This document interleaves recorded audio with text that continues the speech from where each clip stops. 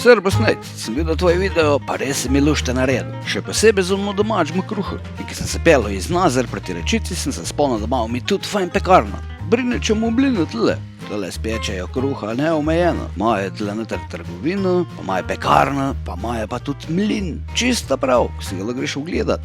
Ker zraven mlina imajo pa tudi muzej starih cajtov. Tako pri vas. Tam lahko vidiš, na kak način so včasih hrano predelovali, koštaš je lahko pa kar tam ob cesti, per metodo, v gostilniku imajo tradicionalno ponudbo hrane, pa tudi odojka kdaj spečejo. Tako da nec vidiš, meni se zdi, da se ti sline cedijo že zele, preden smo sploh prišli na Rečico. Vse Rečico v Savinji poznaš, a ne?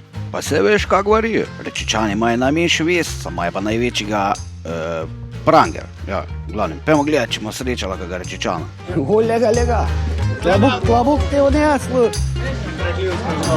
Te na klabuk. Evo, super. Lih prav cajt sem prišel, ko je Lenart vsem. Enkrat na leta se Rečičani spomnajo starih cajtov, pa starih ljudi, pa kak je bilo, s čema so se ukvarjali, kaj so delali.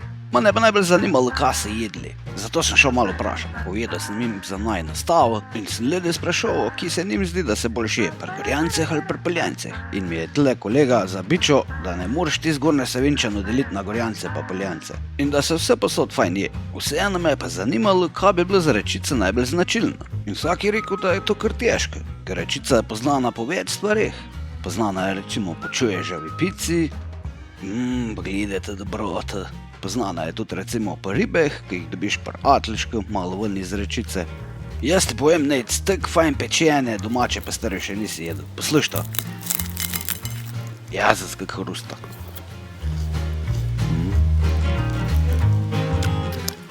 Rečico poznamo tudi po rečičkem loncu, ki ga vsako leto na praznik občine Rečica ob Savinji pripravljamo. Letos smo ga delali sami Masterchef tekmovalci. Jaz sem delal kurjega, polje je Jernej delal iz prašička, ta tretjega iz govejega mesa je pa Simon naredila. Tako da je bilo za vsako okusnike. Poleg rečičkega lonca je pa na občinski praznik tudi ocenjevanje zgornje savinjskega želodca. To pa zato, ker je na Rečici tudi sedež združenja pridelovalcev zgornje savinjskega želodca. Tizmo, ki pa ni za tradicionalno slovenski jesti, se lahko pa po poti proti planinom ustavi v Zmajevi votlini. To je tle malo pred Varpoleh. In tam lahko dobiš na oglje pečen domač hamburger. Pogledaj, kak je. Če soš pa noter v Varpole zapeljal, sploh zadnji vikend v avgustu, imaš pa tele tudi na igrišče športno društvo Gmajna vsako leto organizira gulažijado, kjer se pečejo piške, kuha guleš, dimi govedina, ni da ni. Vidiš, dragi Nate, tle občini Rečica ob Savinji se ful fajn je. Ampak je še zdaj ne vem točno, kak bi bilo najbolj značilno, zato bom šel v kamp menino. Tu sem hodijo ljudi iz celega sveta jest in zato bojo oni najbolj vedli.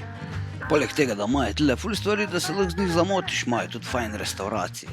Pejmo kar pogledat, morat imajo kaj fajnega. Sem imel kar prav, ko sem rekel, da moram iti sem vprašat. Šef kampa Jure mi je povedal, da za najbolj značilno jest v občini Rečica ob Savinji bi bil želodc. Edi, da ga ima še na roki celo. In jaz se kar strinjam z njemu. Želodc, pogledaj to. Ampak poleg njega paše pa tudi tokec. Vse veš, tokec, pijača vaše in naše mladosti. Dober tako pir, nared pa tako vino, samo da jabke sprešaš. V bistvu nič taga.